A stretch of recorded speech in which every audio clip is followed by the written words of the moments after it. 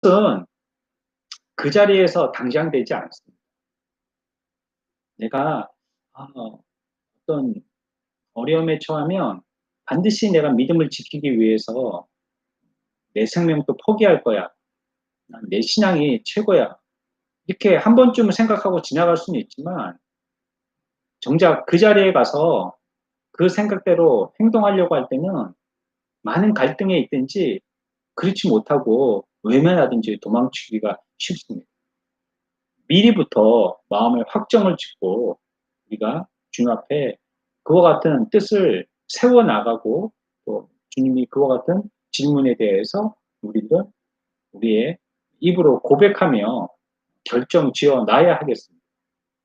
아직 죽지 않았지만 죽은 자와 같이 주님 앞에 다 내려놓고 주님을 따르는 삶을 살겠다는 이 헌신의 각오가 주님 앞에 미리 약속되어져야 하는 것입니다. 주님이 우리들을 위해서 그렇게 하셨지 않습니까?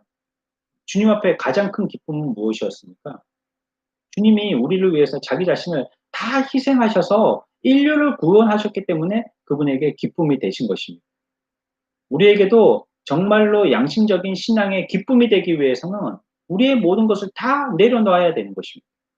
자기의 자존심, 자기가 계산하고 있는 자신의 어떤 생각들, 또 들키고 싶지 않은 부분들,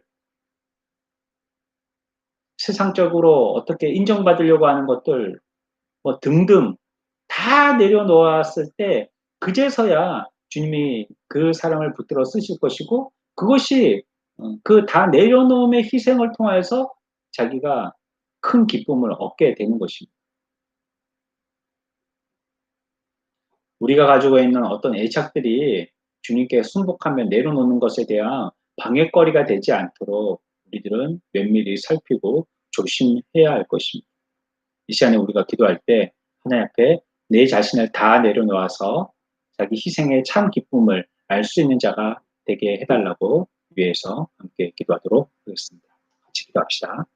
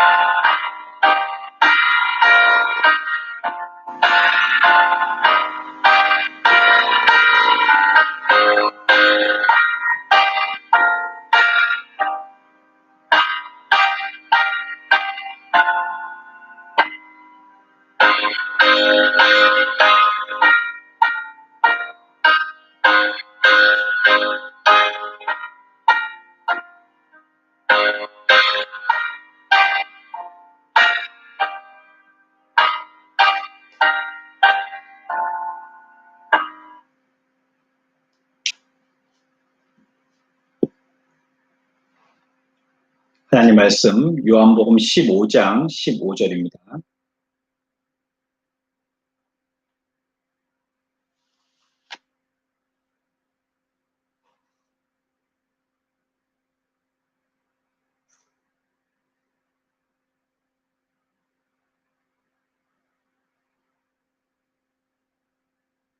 말씀 바꾸겠습니다. 누가복음 11장 9절 보겠습니다.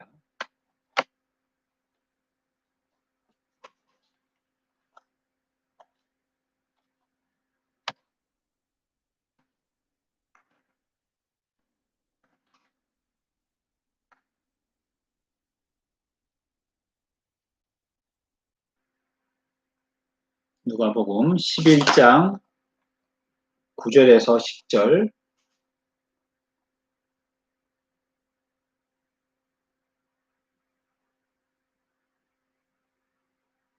내가 또 너희에게 이르노니 구하라 그러면 너에게 주실 것이요 찾으라 그러면 찾아낼 것이요 문을 두드리라 그러면 너에게 열릴 것이니 구하는 이마다 받을 것이요 찾는 이는 찾아낼 것이요 두드리는 이에게는 열릴 것이니라. 아멘.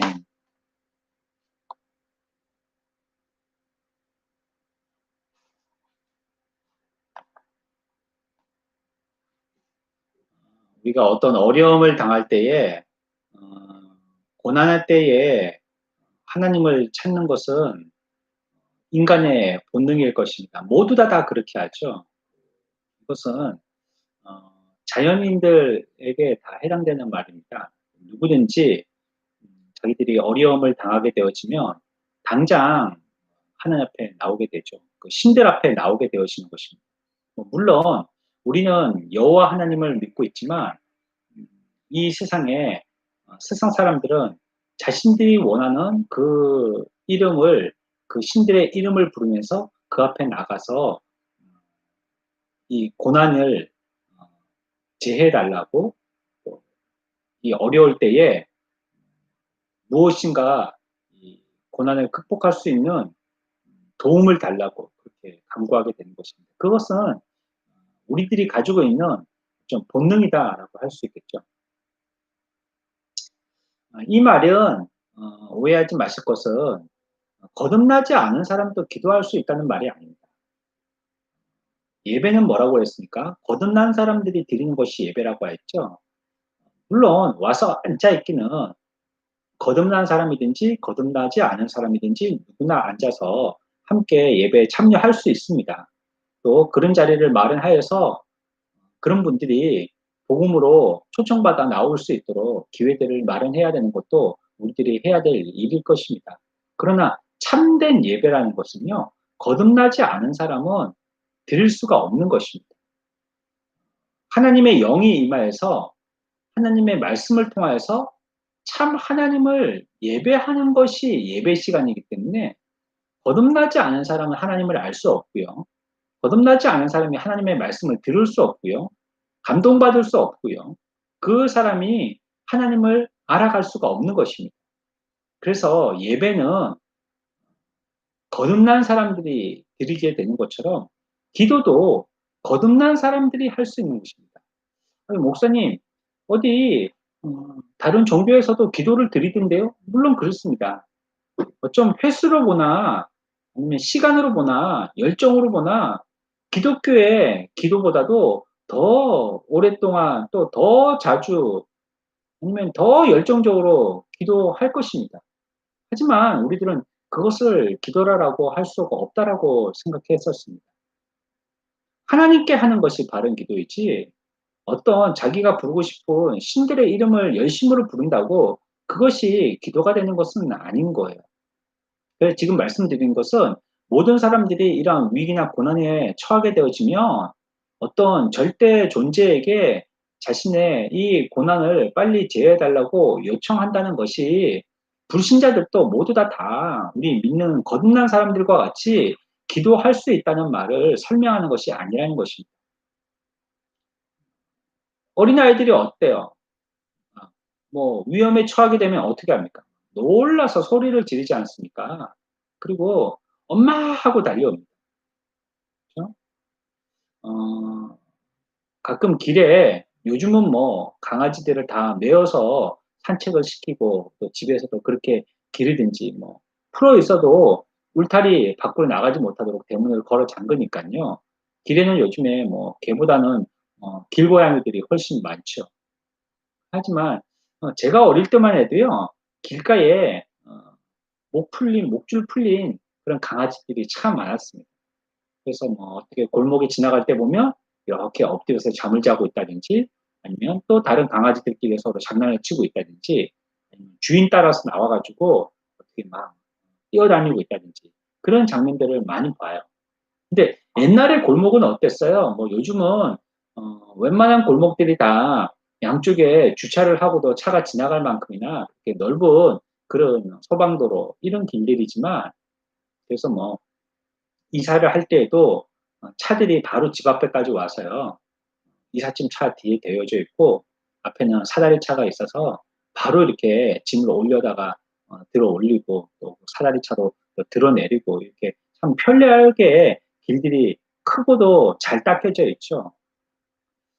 창원에서는 그래 길을 가 봐도 막다른 길에 가본 적은 없는 것 같아요. 어떻게든지 길이 다 열려 있어서 그쪽으로 가면 결국 어디 다른 길로 통하고 뭐 이런 길들이지, 갔더니 더 이상 갈 수 없는 막다른 길 이렇게 도착한 이런 길들은 잘 못 봤던 것 같아요. 오히려 제가 서울에서 공부할 때 그때 그런 길들이 차가 가면 마지막은 갈 수 없는, 결국은 그대로 백을 해서 나와야 되는 그런 좁고도 또 막다른 길 이런 길은 본 적이 오히려 서울에서 있었던 것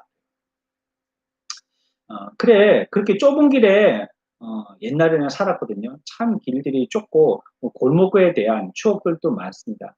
아이들하고 장난치고 놀 때에도 그 골목을 소리 지르면서 뛰어다니고 아이들이 막 뒤에서 쫓아오고, 또 이 골목이라는 게 따로 없었죠. 사실은 집과 집을 지을 때 그 집들 사이를 딱 붙일 수가 없으니까 어느 정도 거리를 띄고 집을 짓는 그게 그냥 길이 되는 거예요.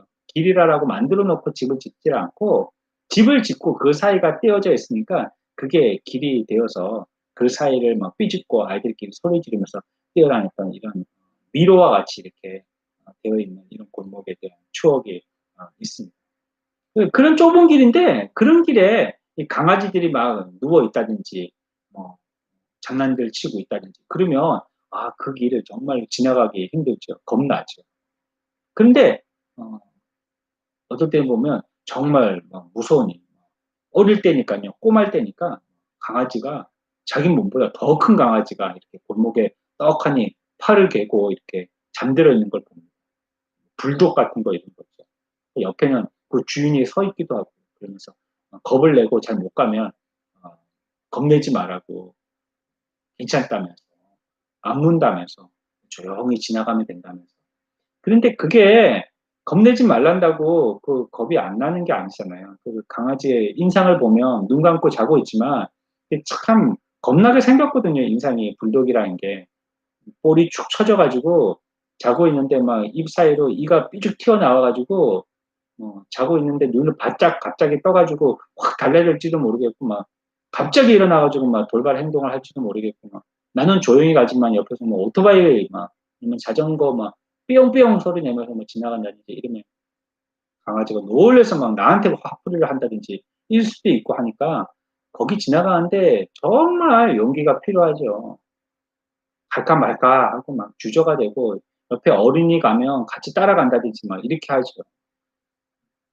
그런데 아니나 다를까 조금 지나가는데 이 강아지가 눈을 뜨고 만만하게 보이겠죠, 아이가 저금하니까. 그러니까 막 아이를 물겠다고 컹컹거리면서 달려올 때는 바로 지척에 들어가는 집 대문이 있어도 그게 어떻게 그렇게 멀게 느껴지고 꼭 영화의 한 장면처럼 빨리 저 문을 열고 들어가야지 안 그러면 죽겠다 싶은 마음에 막 온 힘을 다해서 사력을 다해서 달려가는데, 근데 강아지도 얼마나 빨리 달려오는지 막 뒤에서 막 쿵쿵거리면서 달려오지 않습니까?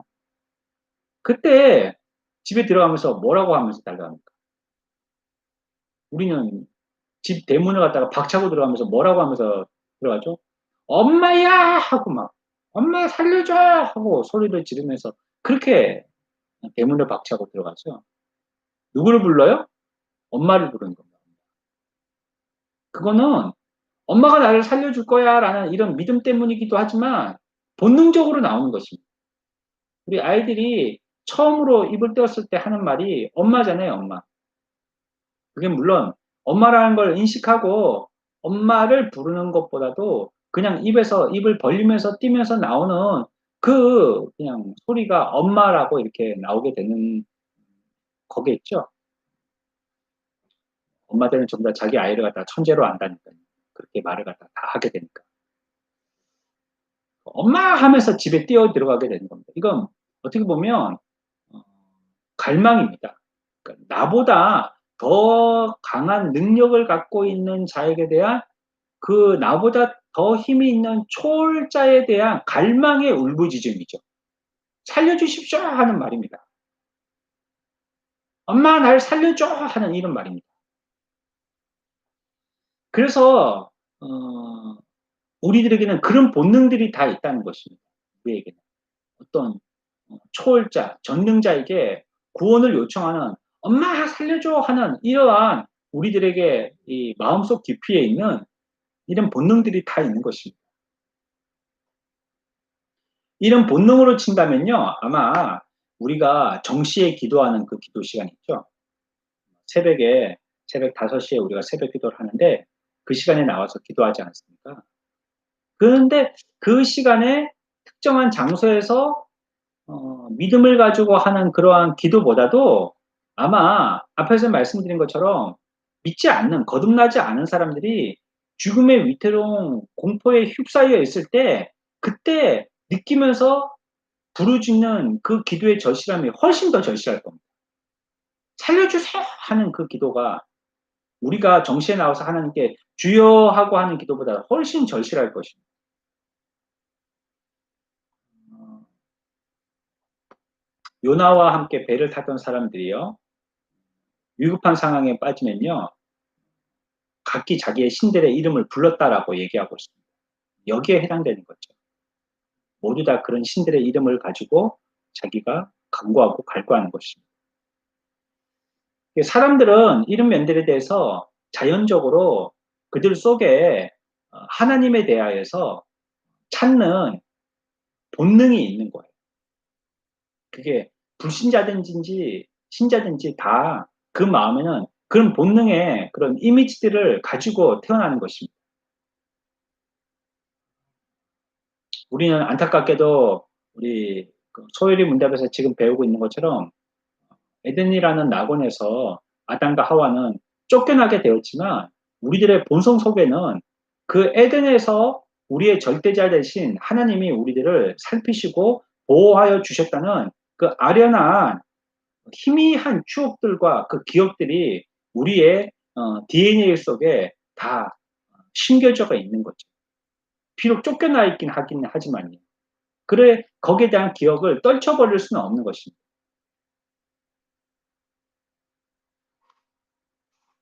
그래서 우리들은 어디를 가든지요. 어디를 가든지 어떤 곳에서는 자기 나라에 글이 없는 그런 종족들도 있잖아요. 말은 있지만 글이 없는 종족들이 있죠. 그래서 뭐 그림을 그린다든지 아니면 자기의 글이 아닌 외국의 글을 빌려다가 쓰기도 하고 그렇게 하지 않았습니까? 그래서 뭐 말이 없으면 글이 없으면 영어를 갖다가 빌려다가 쓰는 사람도 있고 쓰는 나라도 있고 또 우리나라의 한글을 쓰는 나라도 있다고 들었습니다. 중국의 한자를 빌려다가 쓰는 이런 사람들도 있고. 그러나 자기 나라에 글이 없어서 다른 나라의 글을 빌어서 쓰는 그런 민족과 종족은 있을지 몰라도 자기들이 섬기는 신이 없는 종족은 없습니다. 모두 아무리 저 미개하게 보이는 저 아프리카 깊숙한 곳에 있는 그런 종족의 사람들도요. 그들 나름대로의 신이 있고요. 또 그 신을 찾아가는 제사하는 그러한 영매 같은 그런 사람들이 있습니다. 반드시 있게 되어 있어요. 그런 사람들을 만날 수 있게 됐죠. 저는 이와 같은 이 우리가 가지고 있는 이 본능이라는 것, 절대자 그리고 초월자에 대한 우리의 그 본능이라는 것, 이 본능은 어 진실하다는 것을 믿습니다. 이게 다 우리의 본능이 다 바르다는 것이 아니라 지금 말씀드린 어떤 초월자에 대해서 가지는 그분이 이러한 상황을 극복해 주시리라 생각하는 이러한 우리의 본능은 진실하다는 것입니다. 그래서 우리가 그렇게 기도한다면 우리의 마음속에 그런 본능들을 갖고 있다면 우리가 왜 그런 본능들을 갖고 있겠어요? 아 그 내가 무엇인가의 신을 이렇게 부르짖는다면 내가 그 신의 존재에 대해서 어떤 초월자가 누군지에 대해서 내가 이렇게 소리를 내어서 그 이름을 부른다면 우리에게는요, 그분이 이 상황을 해결해 주시리라는 믿음을 갖고 있기 때문입니다. 그래서 그 이름을 부르는 것이죠. 그리고 목말라 하는 겁니다. 욕구를 가지고 있는 것입니다. 그 믿음을 우리 속에 갖고 있기 때문에 그래서 그 신 앞에 간구하면서 요청을 하는 것이죠.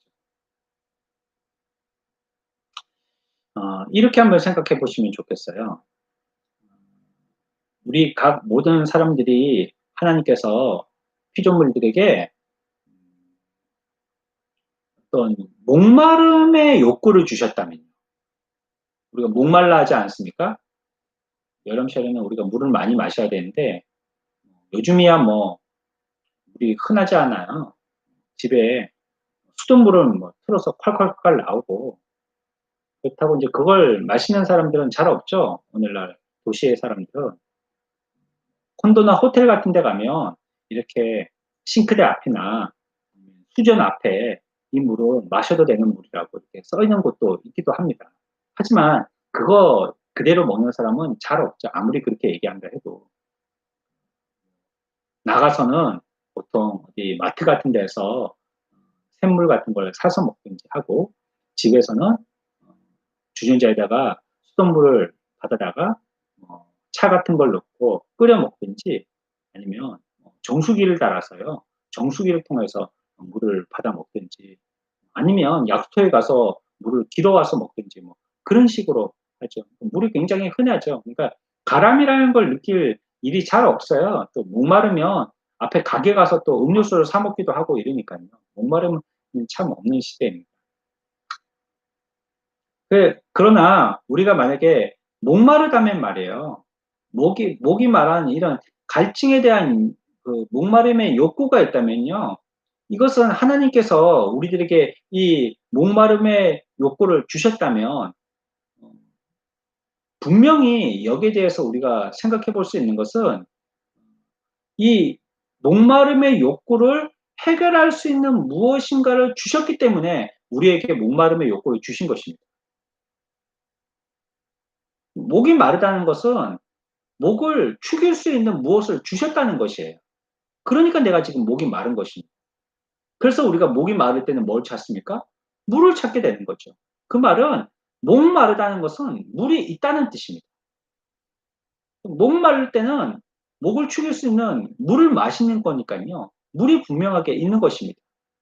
또요, 우리가 어떤 배고픔의 욕구가 하나님으로부터 우리에게 주어졌어요. 우리가 배고파하는 거예요. 너무 배고파요. 뭘 먹고 싶어요. 그렇다면 이건 무슨 말입니까? 배고픔의 욕구를 채울 수 있는 무엇인가가 있다는 뜻입니다. 그렇지 않다면 우리가 배고플 리가 없어요. 그래서 뭘 먹게 되죠? 음식을 먹는 것입니다. 배고픔의 욕구를 채울 수 있는 음식을 먹는 것이고 목마름의 욕구를 채울 수 있는 물을 마시는 겁니다. 그러니까 목마르거나 배고플 때는 물이 있거나 음식이 있다는 뜻입니다. 하나님이 그래서 우리들에게 그 욕구를 주셨고 그 욕구를 해결할 수 있는 음식과 물을 우리들에게 주신 것입니다. 이렇게 생각하시면 되겠죠. 마찬가지로 하나님께서 우리에게 기도의 마음을 주셨다면, 기도에 대한 갈증을 주셨다면, 기도에 응답하는 분이 분명히 있다는 뜻입니다. 그렇기 때문에 우리가 기도할 마음을 갖고 태어난 것입니다. 본능적으로.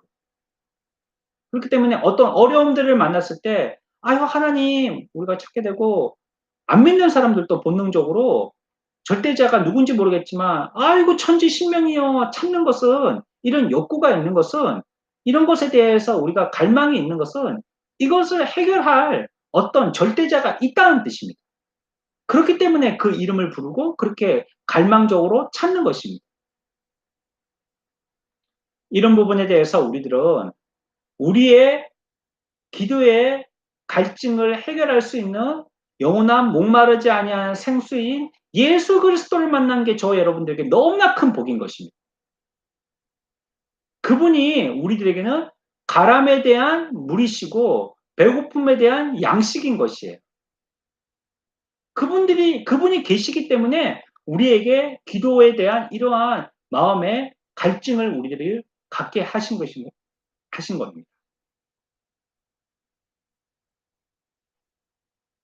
그렇다면 우리에게 이러한 기도의 갈증을 갖고 있고 그 기도의 갈증을 해결할 수 있는 예수 그리스도가 계신다면요.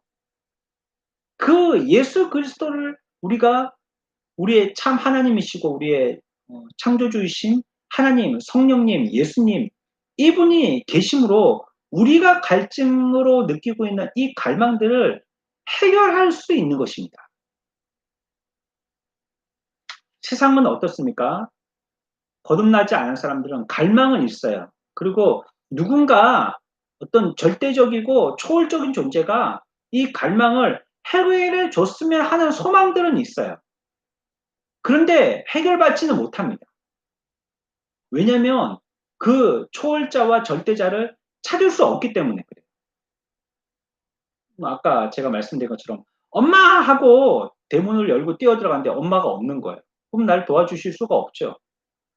나를 도와줄 사람이 있다라고 생각하고 그분이 '엄마일 거야.'라고 생각하고 막 뛰어 올라갔는데 제가 어렸을 때는 살던 그 집이 골목보다 이렇게 높이 있었거든요. 그래서 앞쪽에 있는 대문도 있고 뒤쪽에 있는 우리 집으로 바로 들어갈 수 있는 문도 있었었는데 둘 다 이렇게 계단을 위로 올라갔었어야 돼요. 뒤쪽으로는 좀 다른 집들 사이로 빠져나갈 수 있는 골목과 맞닿아 있는 그런 계단이었고 앞쪽으로는 대문으로만 들어갈 수 있는 전용 계단이었었는데 음 대문을 열고 안에 들어가면 마당에 우물이 있고요. 여러 가구가 같이 모여 살는 그런 집의 모습이었어요. "엄마!" 하고 막 뒤에서 컹컹거리면서 걔가 뛰어오면요. 무서워 가지고 막 팍팍 뛰어 올라가죠. 막 계단으로 막 그냥 쏜살같이 올라가죠. 그 한 칸 한 칸 높이가 있지만 막 덤성덤성 뛰어서 살려고 올라갑니다. 올라갔는데 엄마가 없는 거예요. 그럼 도와줄 수가 없잖아요. 그럼 대문은 박차고 들어왔는데 걔도 따라 들어오죠 뭐. 대문 닫을 시간이 어딨어요. 엄마가 해결해 줄 줄 알고 엄마만 찾고 그냥 엄마한테만 돌진을 했는데 와 보니까 엄마가 없는 거예요. 그러면 낭패를 당할 수밖에 없죠. 불신자들은 그런 것입니다. 뭔가 계실 것 같아 가지고 부르지만 부른다는 것 자체가 있는 것 같은 이런 마음이 들어서 부르는데 만나지는 못하는 것입니다. 하지만 우리는 우리에게 그런 갈망이 있다는 것은 우리에게 절대자를 주셨다는 것입니다. 절대자가 계신 것을 우리들은 알게 되었어요. 그분이 전능하신 하나님이라는 것을 우리는 알게 되었습니다. 그리고 너무나도 감사하게 믿게 되었습니다. 그것과 함께 그분을 통하여서 그분의 효력으로서 우리가 갈망하는 이 갈망의 문제가 해결될 것을 우리들은 믿는 것입니다. 찾는 정도로 끝나지 않고 해결되는 것을 믿는 것입니다. 우리가 성경을 통해서 기도하라는 명령을 자주 만나게 되죠. 그렇지만 만약에 우리에게 그와 같이 지속적으로 기도하라고 하지만 그럼에도 불구하고 하나님께서 우리에게 응답하시지 않는다면 그거는 참 터무니없는 헛일하는 거지 않겠어요? 엄마를 불러라. 하지만 엄마 불러봤자 엄마가 나타나지 않는다면 부른 게 뭐가 소용이 있겠어요? 헛수고한 것입니다. 그리고 우리에게 성경에서 그와 같이 기도하라고 기도하라고 했음에도 불구하고 효력이 나타나지 않는다면 그것은 곧 무엇입니까? 하나님을 모욕하는 것이죠. 아니 기도하라 해서 하나님께 기도했더니 하나님이 한 개도 들어주시지 않았어요. 그럴 능력도 없어요. 만약에 그렇다면 주님을 모욕하는 것이죠. '아 뭐 쓸데없네 해 봤자. 필요 없는 짓 시간만 낭비하고 있었네.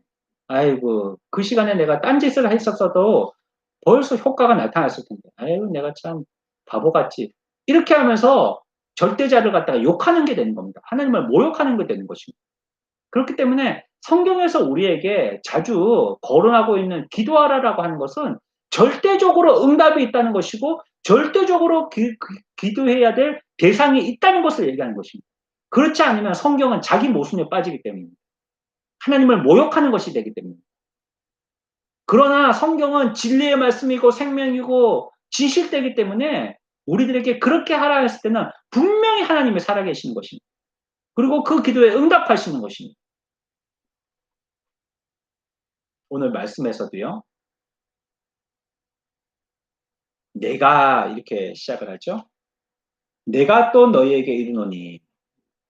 성경은요. 어떤 말씀도 귀하지 않은 말씀이 없고요. 어떤 말씀도 허술하게 지나갈 수 있는 말씀이 없습니다. 물론 내가 이르노니 하니까 주님이 말씀하셨죠. 그러면 누가 얘기했겠어요? 요즘 나오는 성경은 친절하게도 신약의 성경 가운데는 예수님이 말씀하신 부분에 대해서는 색깔을 다른 컬러를 써서 이거는 예수님이 말씀하신 그 부분이야라고 이렇게 독특하게 딱 표시를 해 놓는 그런 성경들이 많이 있습니다. 주님이 말씀하신 그 부분에 대해서 색깔이 다르니까 '아 이거 주님이 말씀하셨구나.' 금방 알 수 있죠. 여기서도 보면 "내가 말하노니 내가 또 너희에게 이르노니." 이거 주님이 말씀하신 것입니다. 9 절에 있는 말씀입니다. 주님이 말씀하신 것이죠. 그러니까 내가 누구냔 말이에요, 내가. 여기에서 말씀하시는 나는 우리의 선생님이시고요. 또 우리의 주인이시고요. 우리의 주님이시고요. 구주시고요. 하나님이시라는 것을 분명히 이해하셔야 됩니다. 내가 이르노니 예수님이세요, 분명히. 그러나 그분은 우리들을 가르치신 선생님이시고 우리의 목자시고 우리의 생명의 샘이시고 우리의 구원자시고 또 우리의 하나님이신 것입니다. 그분이 말씀하는 것입니다. 내가 간구해야 될 그 대상은 바로 구주 하나님이신 것입니다. 여기서 뭘 얘기하고 있죠? 첫 번째로 내가 너에게 이른다라고 말씀하고 있어요. 내가 너에게 이르노니. 그리고 이제 뒤에 우리가 잘 알고 기억하고 있는 구하라 그러면 너에게 주실 것이요 찾으라 그러면 찾을 것이요 문을 두드리라 그러면 너에게 열릴 것이라는 말이 그 뒤에 연이어 나오게 되어진 거죠. 내가 말씀 중요한 말씀입니다. 우리가 기도하고 있는 그분은 그 대상자는 주님이신 겁니다. 전능하신 하나님이신 것입니다. 천지의 주인이신 것입니다. 지금 또 에덴에서 아담과 함께 하셨던 것처럼 우리들과 함께 하시는 분이신 것입니다. 그게 바로 내가 너희에게 이르노니 라고 말씀하세요. 또 두 번째는 구하라 주신다. 세 번째는 구하는 이마다 받을 것이요 라고 말씀합니다.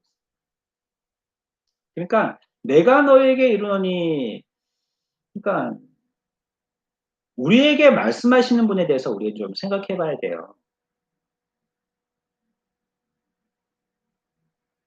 어떤 사람이 나에게 얘기했습니다. 뭔가를 얘기했어요. 근데 그 사람 말은 별로 효과가 없는 거예요.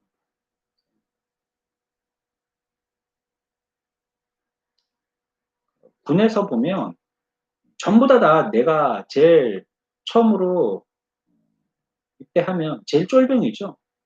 그래서 이제 내가 군 생활해야 될 자대 배치를 받으면 그 전입 신고해서 들어가면 중대에서 제일 쫄병인 것입니다. 제가 맨 마지막에 들어왔기 때문에 저 밑에 쫄병은 없죠. 그러니까 전부 다 저 위에 고참들입니다. 그러거나 아니면 지휘하는 장교들이든지 지휘권을 갖고 있는 뭐 부사관이든지 다 나보다 계급도 그렇고 또 전입되어진 날짜가 일찍 온 전부 다 고참들입니다. 가끔 보면 어떤 일들에 대해서 바로 위에 있는 고참이 이렇게 얘기해 줄 때가 있어요. 이런 거라고. 뭐 이렇게 하면 되는 거라고. 근데 조금 지나고 나면요. 더 높은 고참이요. 그 말을 번복해 버립니다. 그렇게 하면 되는 게 아니고 저렇게 해야 된다라고 얘기를 해요. 그러면 바로 위에 고참이 한 말은요. 소용이 없는 말이 되는 거예요. 아무리 친절하게 잘 설명해 줬다 할지라도. "이렇게 하면 되는 거야."라고 했지만 더 위에 고참이 그 말을 완전히 바꾸는 말로 완전히 뭐 0에서 1이 되는 말로 바꿔지는 말로 되어 버리게 만들면 그러면 뭐 바로 위에 고참이 한 말은 아무 소용이 없는 말이 되는 거죠. 그러니까 이거 한번 생각해 보시죠. "내가 너에게 이르노니." 할 때 그분은요 우리들에게 내가 이른다고 할 때 권위자로서 우리들에게 말씀하신다는 뜻이에요. 권위가 있는 분이세요. 그냥 세상 사람들이 얘기하는 것처럼 내가 당신들에게 좀 하고 싶은 말이 있는데 그 사람과 나와 어떤 높낮이의 관계가 있다든지 다른 어떤 이해관계가 있다든지 물론 그러면 그 사람이 갑이 되기도 하고 나에게 내가 을이 되기도 하겠죠. 그렇지만 사람의 관계는 또 얼마든지 바뀌어질 수 있는 것이고요. 그 어떤 이해적인 문제가 해결되고 나면요. 그러면 예전에 갑, 을의 관계는 이제 없어지는 거예요. 내가 언제까지 을일 수는 없거든요. 을일 필요는 없거든요. 그럼 새로운 계약 관계가 맺어지면요. 또 새로운 갑을 관계가 또 이루어지는 거죠. 그러니까 사람과의 관계는요. 자꾸 변화되어지고요. 바뀌어지는 거예요. 지속이 될 수 없어요. 그리고 그 사람이 영원한 나의 권위자가 될 수가 없는 것입니다. 결국 그 사람은 죽지 않아요. 뭐. 끝까지 권위자가 되려면 그 사람은 살아 있어야 되는데 결국 사람은 죽게 되잖아요. 그러니까 영원한 권위자는 없는 것입니다. 그런데 오늘 우리가 성경에서 읽은 것처럼 내가 너희에게 이르노니 할 때 이 내가는 영원한 권위자라는 것을 얘기하고 있는 거죠. 영원한 권위자께서 말씀하시기를 이라고 얘기합니다. 그러니까 이 말씀을 할 때 내가라는 이 말은 권위자가 말씀하신다는 겁니다. 권위를 가지고 있는 분이 그 권위로서 우리들에게 말씀하시기를 이라고 얘기하고 있는 것입니다. 그것이 내가 너에게 이르노니라고 얘기할 때 내가라는 속에 들어있는 의미이겠습니다. 그러니 권위자가 우리들에게 말씀하시니 그 말씀은 얼마나 능력 있는 말씀이에요. 하다못해 부모가 얘기하더라도 그 말은 권위 있는 말이 되는데 온 우주의 주인이 말씀하시는 그 말씀이니 그 내가가 나에게 말씀하시니 그 말씀이 얼마나 권위 있는 말씀이에요.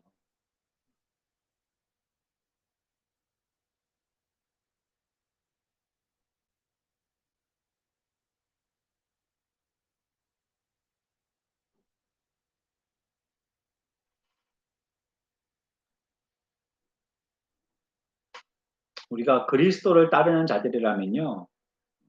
그 그리스도를 따르는 자의 첫 번째 표지가 무엇이겠습니까? 그리스도를 따르는 자는요. 주님을 믿는 것입니다. 그게 우리의 첫 번째 표지가 되겠죠. 우리가 그 말에 조금이라도 의심을 가지고 있다면 그분을 따르지도 믿지도 못할 것입니다.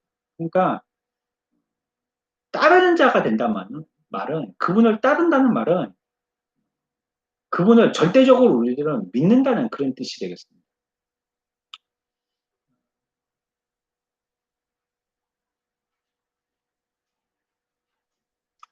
이 우리가 따르는 이런 말씀들이 많은 어려움들을 포함하고 있다 할지라도 우리가 정말 그리스도인이라면 예수께서 말씀하셨다면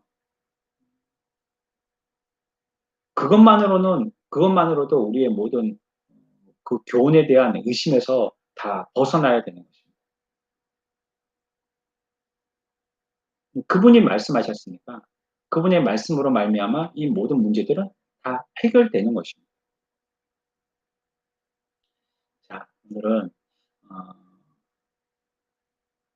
본론까지 다 들어가 보지를 못했는데 우리 다음 시간에 계속 이어서 생각해 보도록 할 것입니다. 오늘 내가라는 이 말씀, 내가라는 이 단어는 권위자께서 말씀하시는 것이라는 것.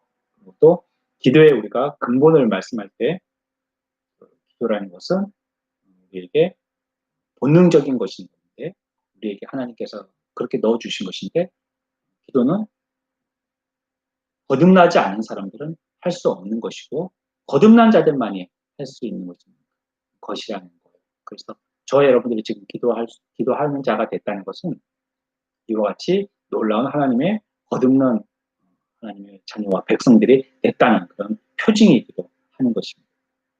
그래서 우리들에게 기도하게 하셨다는 것은 우리들에게 그 기도를 응답하여 주시는 능력의 하나님이 분명히 살아 역사하신다는 것을 얘기하고 있고 그 분을 통해서 우리들이 기도할 수 있다는 것은 그분이 그 기도를 들어주실 만한 능력이 있다는 것을 우리들에게 얘기하는 것입니다. 그 분, 그 오늘 우리가 읽었던 본문에서 내가, 그분이 바로 내가라는 분이십니다. 그래서 그분이 우리들에게 말씀하시는 것입니다.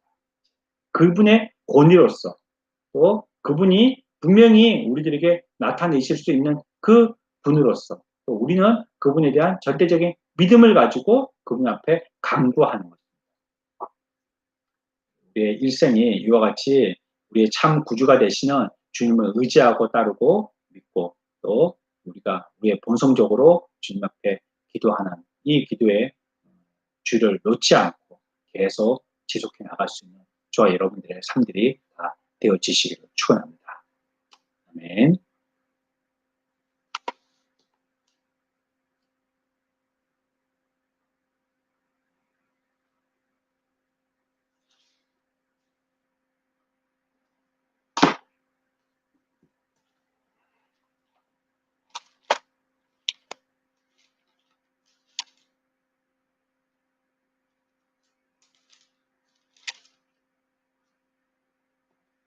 찬송 한장합시다. 찬송가 540장입니다.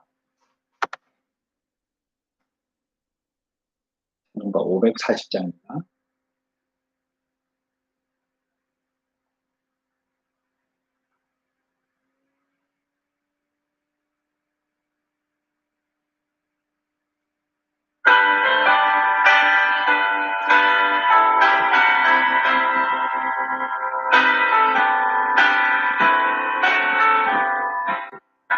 주의 음성을 내가 들으니 사랑한단 말일세.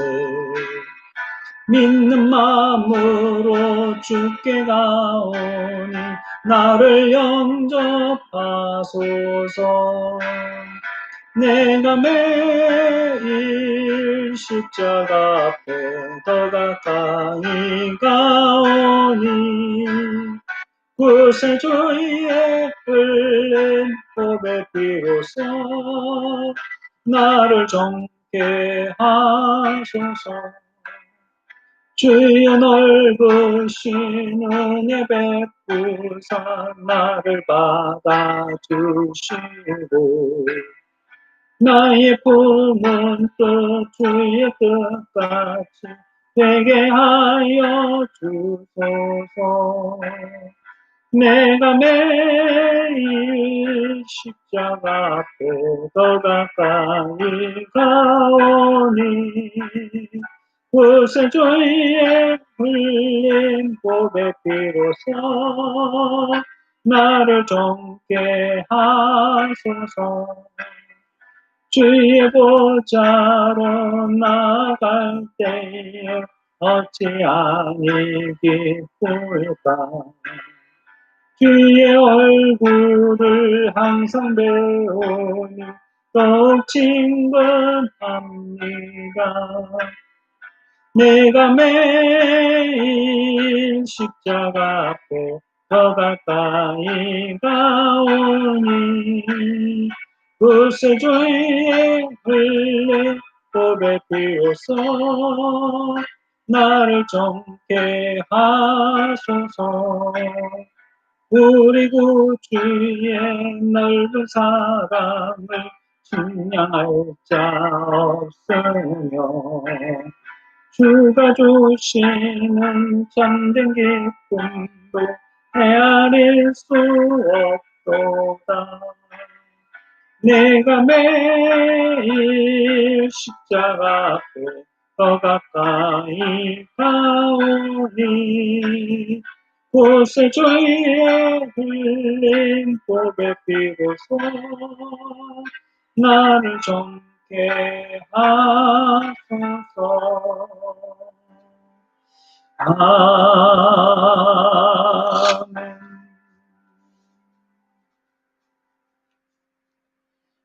우리가 이 시간에 함께 기도할 기도의 내용들은 우리 교회에 하나님의 긍휼과 자비하심이 끊이지 않기를 위해서 기도해야겠습니다.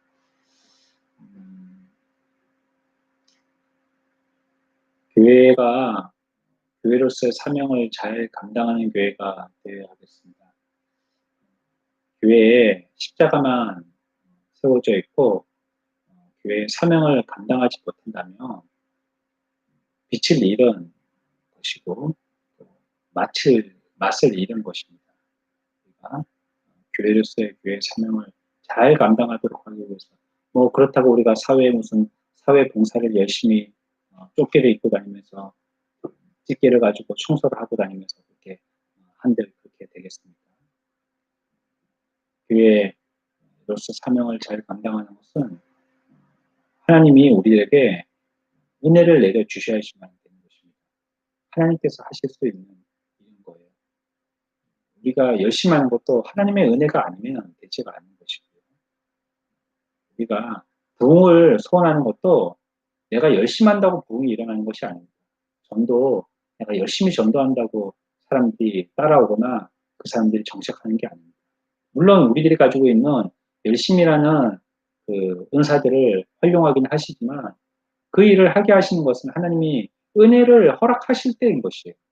그때 우리 마음에 열심도 생기는 것이고 그럴 때 온 사람들도 정착하여서 좋은 성도가 되어지도록 양육되는 것입니다. 그래서 교회는 하나님의 긍휼과 은혜가 없이는 단 한순간도 바르게 쓸 수가 없는 것이고요. 그 은혜가 없는 교회가 되어진다면 그것은 교회의 존재 가치가 사라지는 것이기 때문에 그럴 때 주님은 그 촛대를 옮긴다라고 말씀하고 있습니다. 이러면서 교회가 보존되고 유지되면서 발전되기 위한 그러면서도 생존되기 위한 절실한 필요는 바로 하나님의 긍휼하심과 은혜라는 것은 분명한 사실인 것입니다. 그래서 우리가 하나님 앞에 우리 교회에 하나님께서 은혜를 거두지 마시고 은혜를 풍성히 내려달라고 불쌍히 여겨주시고 긍휼을 베풀어 달라고를 위해서 기도해야 할 것입니다. 우리 잠시 1, 20초 동안만 이를 위해서 함께 기도하도록 하겠습니다. 기도합시다.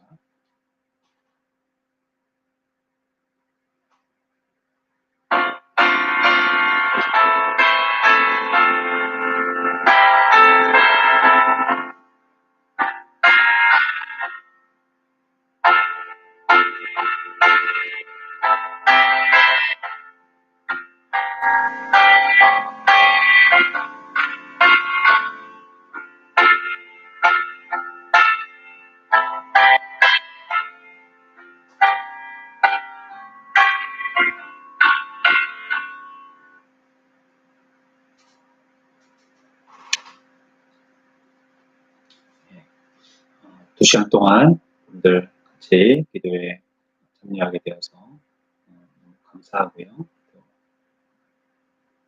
주님 앞에 영광을 돌립니다. 이 시간에 주기도문하고 모든 기도회를 마치도록 하겠습니다. 함께 기도합시다.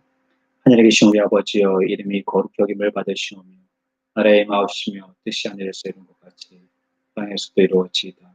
오늘날 우리에게 일용할 양식을 주옵시고 우리가 우리에게 죄 지은 자를 사하여 준 것 같이 우리 죄를 사하여 주옵시고 우리를 시험에 들게 하지 마옵시고 다만 악에서 구하옵소서. 나라와 권세와 영광이 아버지께 영원히 있사옵나이다. 아멘.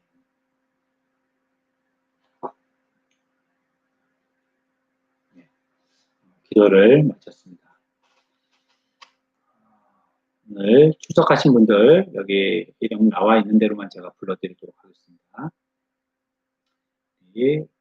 김은찬 1등으로 출석하였습니다.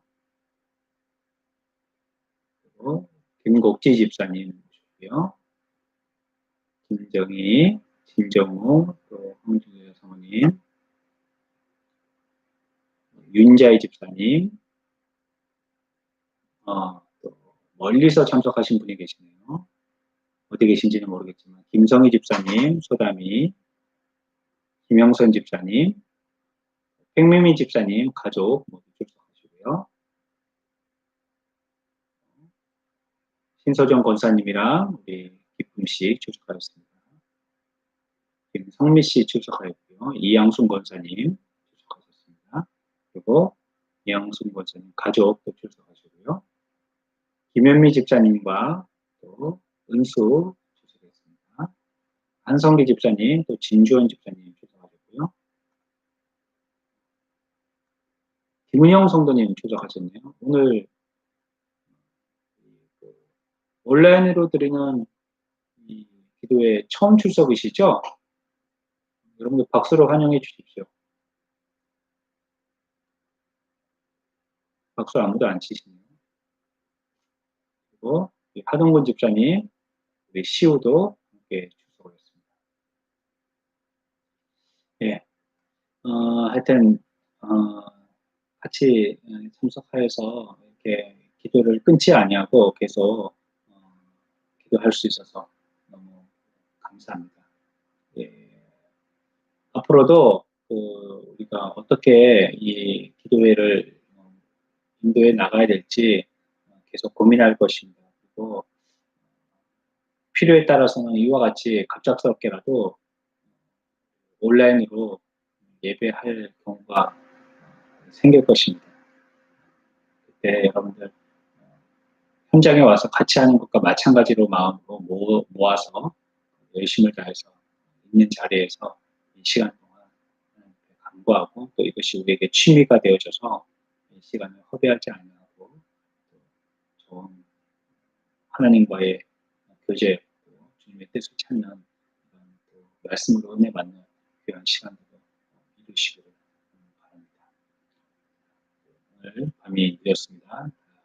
평안한 밤 안식하시고 또 내일 주일 준비 잘 하셨다가 주일날 함께 모여서 예배를